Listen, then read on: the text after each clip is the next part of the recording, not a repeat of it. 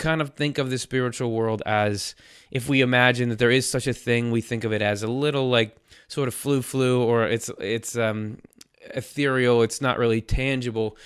But Swedenborg is asserting here that actually it's the opposite. And we actually do a little bit to kind of, perpetuate that myth on this show because of how the way we portray the spiritual world. Let me give you an example. So let's say this is the physical world. It is actually the physical world. Somebody took a picture of it. That's what it looks like. We kind of can get into where we picture the spiritual world like this. It's like washed out and light, and there's people there who are silhouettes. Now, we love using silhouettes to represent angels or something higher, but really, as Swedenborg describes it, the spiritual world is more like this. It's real. Like, the people are real. These are actual photos of real people we know went to heaven. The people are real. The animals are real. Everything is actually clearer and more real and more tangible. Like, it's like this. What we have here is a less vivid copy of that. A less vivid copy of that.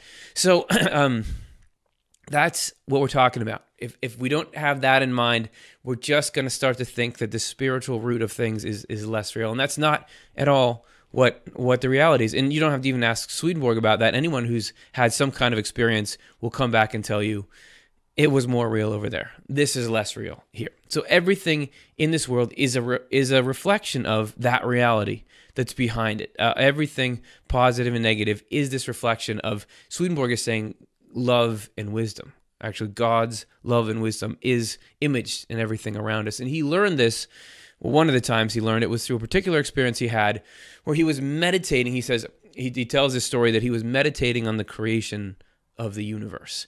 And then while he was doing that, he was interacting with a community of angels. And then another angel came up to him and said, hey, I heard that you were thinking about creation, and that was pumping those angels up. I'm going to show you now how God produces animals. And this is why this is relevant to this show. So we're going to hear that story as it played out. This is the angel and Swedenborg interacting. This is from his True Christianity 78. The angel took me down to a huge green meadow and said, "Look around." I looked around and saw birds of gorgeous colors. Some were flying, some were sitting on trees, and some were down in the meadow plucking the petals off roses. Among the birds were also doves and swans.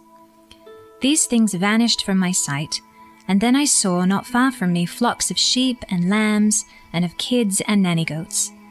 Around the flocks I saw herds of cattle and calves, as well as camels and mules.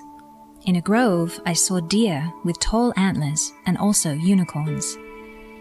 After I had seen that, the angel said, "Turn your face to the east." I saw a garden with fruit trees. Then the angel said, "Now look to the south." I saw crops of various kinds. To the north, however, I saw woods. When I had seen that, the angel said, "All the things you saw correspond to different feelings of love felt by the angels who were nearby." He listed the feeling each thing corresponded to. In fact, he went on, those things are not the only correspondences. Everything else that takes a visible form before our eyes is also a correspondence. From all of these things, we become aware of the quality of love and wisdom in each person.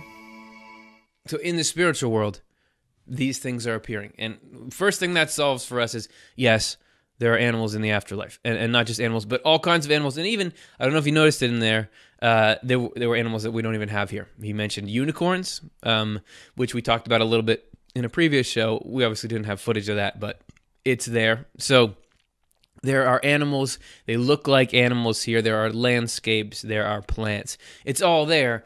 And not only that, the angel is saying we can read mysteries of wisdom out of this stuff. And I think that to me, the most interesting part comes right after that. We're going to continue in that number because our conversation isn't finished. This is 78, True Christianity 78 from 1 and 3. By the way, click this book, download it if you want it. It's free. Swedenborg.com. So again, an angel from some community in heaven said, "The purpose of showing you these things was for you to be able to see the whole of creation from a particular instance. God is absolute love and absolute wisdom. His love includes an infinite number of feelings. His wisdom includes an infinite number of perceptions." So we've got God being love and wisdom with an infinite number of feelings and perceptions. The correspondences or the symbols or the embodiments of those feelings and perceptions are all the things that appear on earth. This is where the birds and animals come from. This is where the trees and shrubs come from. This is where the grains and crops come from. This is where plants and grasses come from. God is not extended, meaning, that's a philosophical term, meaning he's not like big and wide, but he is everywhere in what is extended. Or he doesn't have like three-dimensional space, but he's everywhere in what is extended. He is in the universe from beginning to end. Because he is omnipresent, correspondences of the qualities of his love and wisdom are found everywhere in the physical world. In our world, called the spiritual world, there are similar correspondences surrounding those who receive feelings and perceptions from God. The difference is that in our world, God creates things of this kind in a moment to match the feelings of angels, while in your world, things like this were originally created in a similar way, but there was a provision for their perennial renewal from generation to generation, and so creation goes on. There's a lot of material in there. You've got the difference between the physical and the spiritual world and propagation in there. I think the takeaway, though, is that animals, plants, all this stuff are each an individual embodiment of a quality of God.